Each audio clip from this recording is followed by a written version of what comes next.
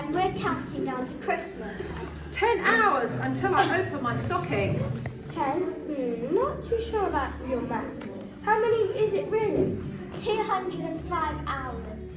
9 relatives coming to stay. 9? That's a lot. How many are really coming? 4, but they're very demanding. 8 pounds of potatoes to peel. And carrots and Brussels, especially for Jasmine. 7 chocolates left on the tree. I'm sure there were more than that when we started. 6 presents to wrap. Films to watch. 5 films to watch. 4 mince pies for them. 3 turkeys for Mum to cook. I think she went a bit mad. Not sure we're going to fit all 3 in the oven. 2 sets of fairy lights that refuse to work. One more chance to see Love Actually. But what ultimately counts at Christmas?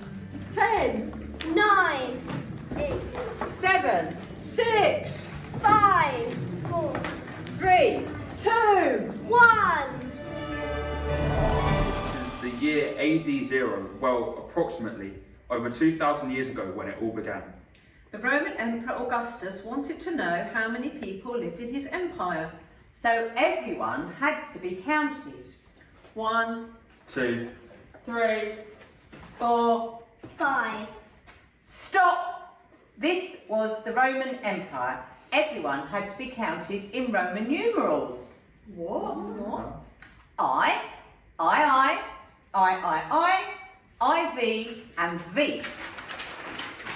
That's better. Everyone had to go to their hometown to be counted. Long ago, Bethlehem had been King David's hometown, and because Joseph was from David's family, he had to go to Bethlehem. Mary was pregnant.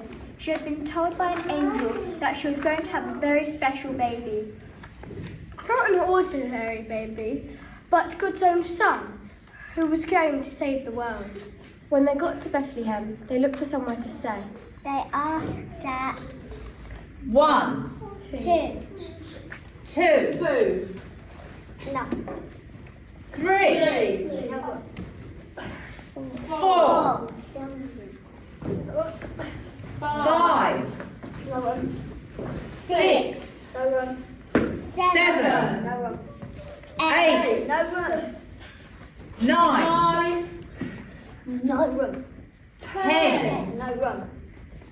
Places, but there was no room for them anywhere, and no one wanted them. Eventually, someone said that they could stay in their animal shelter.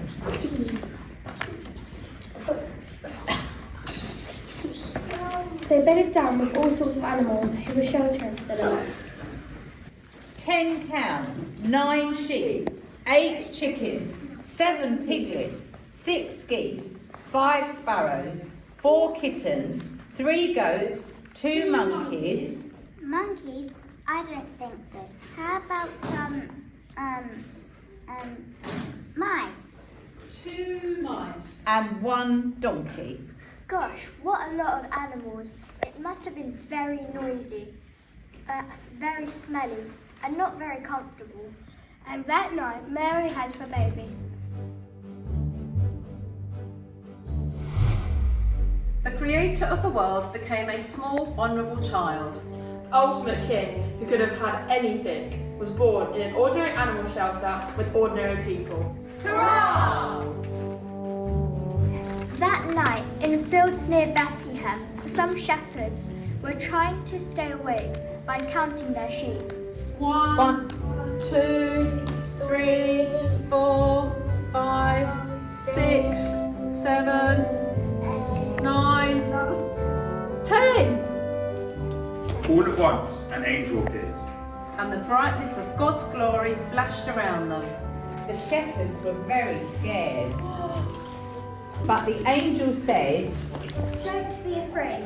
I have good news that will make everyone happy. Today, a Saviour was born for you. You'll find him wrapped in cloths and lying in a bed of hay. Suddenly, many other angels came down from heaven and joined in praising God. 1,000, 2,000, 3,000, 4,000, 5,000.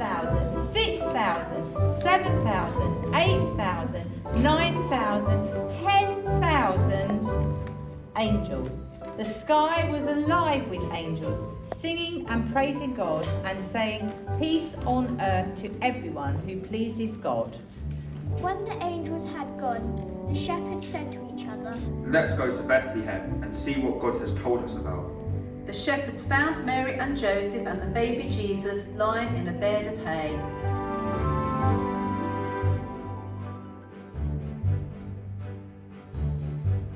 When Jesus was born in Bethlehem, Herod was king. Some wise men came from the east because they had seen his star rise and had come to worship him. One wise man. 2 wise men. 3 wise men. Well, actually, the Bible doesn't say how many. We just know that they brought with them 3 very special gifts. When the wise men arrived in Jerusalem, they went to the palace to ask Herod. King Herod was very worried. He asked the chief priests where the new king would be. The chief priests looked at all the promises God had made them about a saviour and told the wise men to go to Bethlehem. The star went ahead of them and stopped over the palace, over the place where Jesus was. They saw Jesus with Mary and knelt down and worshipped him. They took out their gifts and gave them to the special child. Gold to show that Jesus is the ultimate king. Frankincense to show that Jesus is the ultimate God. Myrrh to show that Jesus would make the ultimate sacrifice for everyone.